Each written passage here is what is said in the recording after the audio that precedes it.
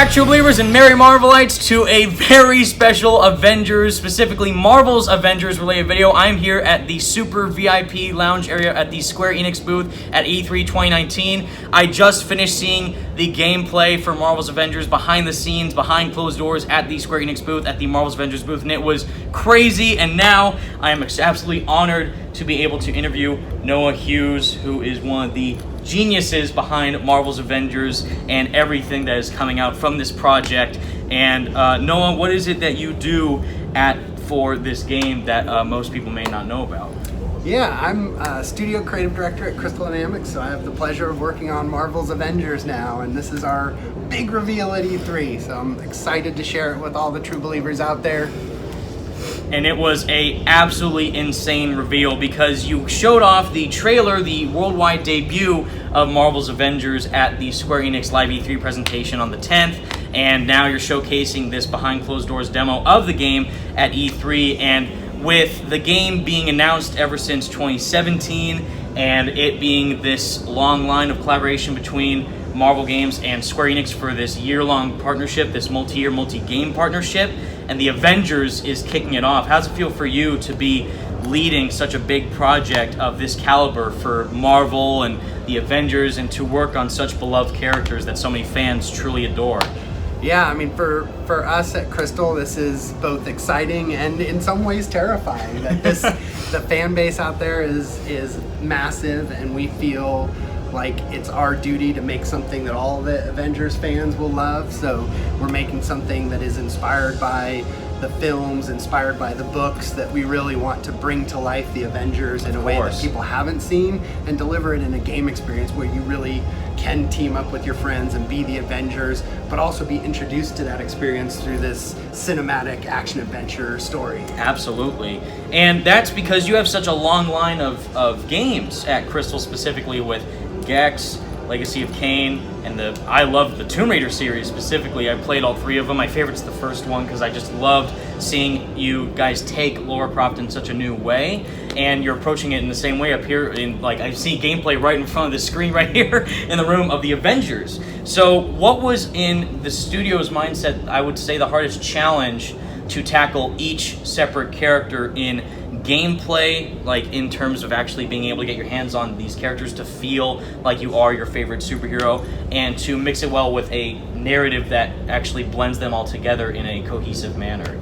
Yeah, I mean, I think you hit on two of the biggest challenges there. So one is really making sure that delivering those heroes on the sticks and through personality is such that they could almost be the stars of their own game. Right. And for us, wanting to say, when you are the Incredible Hulk, that you feel like the Hulk. So yeah. And that's, how different is that from being Iron Man flying through the air, or being Widow, who's relies on her equipment more and some of those things. She's got the agility and all that, and basically creating a hero who you could play the entire campaign as and enjoy it, but then packing at least 5 of them we're showing today into the game, and making sure that each of those heroes represents that experience. And I think that was a huge challenge for us. But then part of the excitement is to bring all of those heroes together into a multiplayer experience, but not give up on that cinematic storytelling that we love at Crystal Dynamics. So that's the second challenge. And one of the ways we did that is we actually feature levels where you play single player, you may be introduced to these characters, you're learning about some of their stories as it relates to our world. You're also mastering some of their abilities, being tested maybe with some boss fights and things like that. But then you've unlocked them, you've added them to your roster, you're starting to customize them, and then you're taking them into this multiplayer world where you can replay scenarios, you can level up to take on new challenges, and you can assemble as a group. And that's something about the Avengers, which is not only is it these individual heroes, but it is a team of superheroes, and that's something that I'm super excited about, because at Crystal, that desire to once you've invested so much in a character to level it up, you really don't want to be done. You want new things to do, new challenges to take on. So for us, that includes some of that replayable multiplayer content, but also that promise of new heroes being launched, new regions being launched, and none of that's going to be an additional cost that super a huge relief to all the people out there who are wondering about that, myself included. So hearing that from you and the other developers like Sean and Bill Roseman from Marvel, like that's a huge relief. That's important to us. And because of that, to quote Sean Eskai, who said it, I believe at the E3 Coliseum, he kind of made it sound like this game was a new organism in terms of how a genre of a game is. Like, people are wondering if it's like what you said, single player experience, co-op multiplayer. They're wondering if it's like a games as a service or live service type game with new content, but it's free, which is excellent. But what you said, it sounds so ambitious with these characters. They all have their own unique styles, which I saw the gameplay footage. Each character looked like nothing was just added to fit their thing. It was all like from the ground up. It was all originally crafted to fit their own unique characteristics, play style, and everything. So, and what from I've heard, you have 6 studios working on this game from my calculations, with Crystal Dynamics, Crystal Northwest, the entirety of Square Enix, Marvel Games, Eidos Montreal, and Nixxes Software, I believe. And is that kind of, for a game this big, for a project this huge, is that actually more, of a relief to have so many people work on this game at once? Or do you think, as the head of Crystal, is there maybe a bit too many cooks in the kitchen to try and make this the definitive Avengers gaming experience? And that's a great question, because I think I'm lucky in the position I'm in the sense that we are trusted and supported so heavily that oftentimes those two things don't come together. That, that the sense that everybody is rooting for us to make the best game. We collaborate with Bill Roseman at Marvel. He has a great insight into not only games, but just encyclopedic knowledge of Marvel lore and things like that. So for us, it's been a pleasure to collaborate with people, and ultimately all of that has been a supportive experience with Marvel. And then, to your point, to have the whole strength of the organization behind this game. I mean, Square is a big publisher, and they believe heavily in this product. And I just feel so blessed that we have that support from Marvel, that support from publishing, and our ability to take these beloved heroes and hopefully deliver something that will really make the fans happy in the end. Absolutely. And I think that you're definitely, from what I've seen so far, it looks like it's coming along really smoothly with all these crazy transitions from cinematic to gameplay, from switching back and forth to the Avengers characters. And for people who are wondering where, can I team up with my friends in a co-op manner, or I really just want to do this solo as a single player experience. So when you were saying earlier, like, you can do either or, are they intertwined, or are they like two separate experiences from the co-op and the single player? Like, do you have to play certain missions directly co-op, or can you play the whole thing single player and still get the whole story without co-op, or is the co-op still tied to the single player, but maybe some expansive stuff might be included to the narrative or anything like that? Like, how would you analyze the single player and co-op gameplay as a combined experience? I think this is probably one of the most important questions, and I think this is what Sean was touching on when he was talking about a slightly unique organism, that we share some of these aspirations of creating a world that you can continue to play in, that other games deliver. But at Crystal Dynamics, we really are committed to that well-crafted campaign, and in some cases, delivering a Hulk level that really allows Hulk to master all of his abilities and feel Hulk-like and feel powerful is one goal, but also to create a level where Hulks and Iron Man and whoever else could run around and take on Earth's threats, to group up together to benefit from the unique abilities that each has, and not just be a single hero, but be a group of heroes through the combination of powers taking on threats greater than any single hero can take on. That is central to the game. Now, let's get into a little bit of the details of how we do that, and I'll give some extremes. Go for it. As you said, it was important to us that you could play from beginning to end of the story itself as a single player experience, which is a little different than some of these continuous experiences.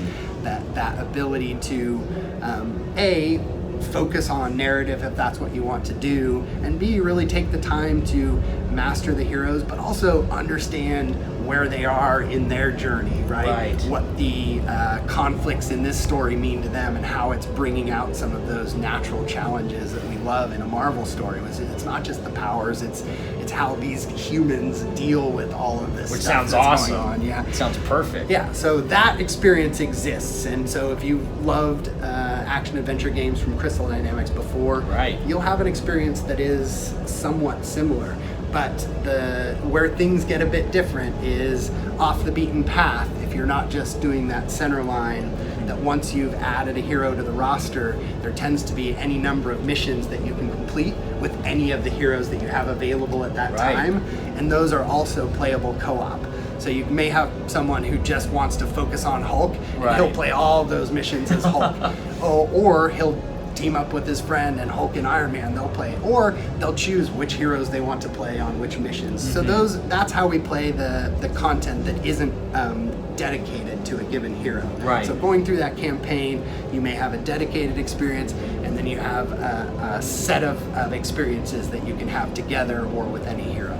So that's kind of how we blend that through line of a single player cinematic campaign with this optional content. The third way to play this, and I'll take this the third extreme, which is someone who really is just in this to jump into multiplayer, play with their friends. They don't care about spoilers. That's awesome. And that's the main thing with the campaign, is we're gonna, even though we start introducing co-op, we still protect you from any spoilers. Which is great. If you jump into the live experience, that you jump straight to the end of the campaign, you are exposed to spoilers at that point. At that point, you can choose any hero, you can play any of that content that is replayable content, and pretty much live out your superhero dreams exclusively, whether you care about playing the campaign or not.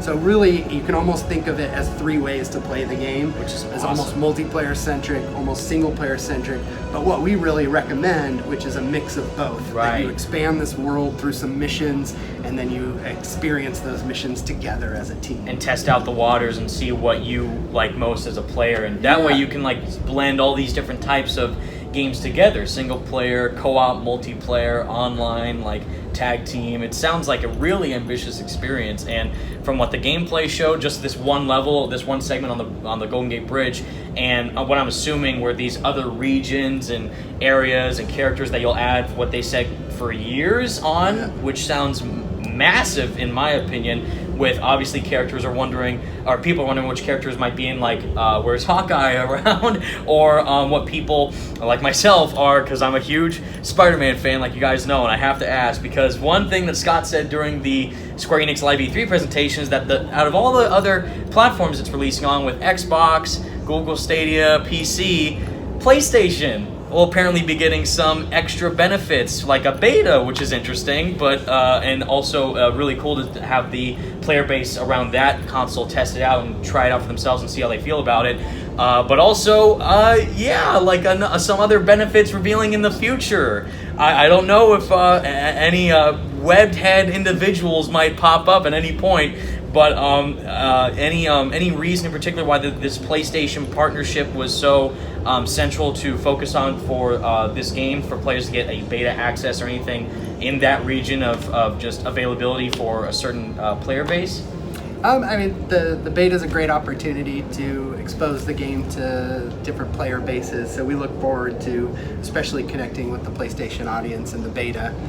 As you know, it's not the future yet, so I have no additional announcements. But as Scott said, we're excited about what the partnership means. I had to try, you guys, but thank you, Noah, for just participating in answering that question. But I would say, just to send off with this amazing interview that I'm lucky enough to be able to interview someone as talented as yourself. My pleasure. Thank you. With all these studios that you're able to collaborate with, Square Enix, Crystal, Eidos, Marvel, and making an Avengers game that players will be able to play in for years to come, what makes you specifically and Crystal and the entire team that are working on this project the perfect team to work on Marvel's Avengers? Oh, that's a great question. I think part of it is we love the property that we have. I mean, you have so many people who grew up with video games and comic books, and for some of us, the idea that the Avengers are perfect for video gaming is just, it's like it almost designs itself. And that's not to say this is an easy thing, because putting all of this in one game has been very challenging. But thinking of ideas is the easy and fun part. That's so cool. So for us, having the opportunity and privilege to be able to work with something so inspiring, and to the extent that we do it right, to have so many fans waiting to play it is just a big responsibility, but it's a great honor.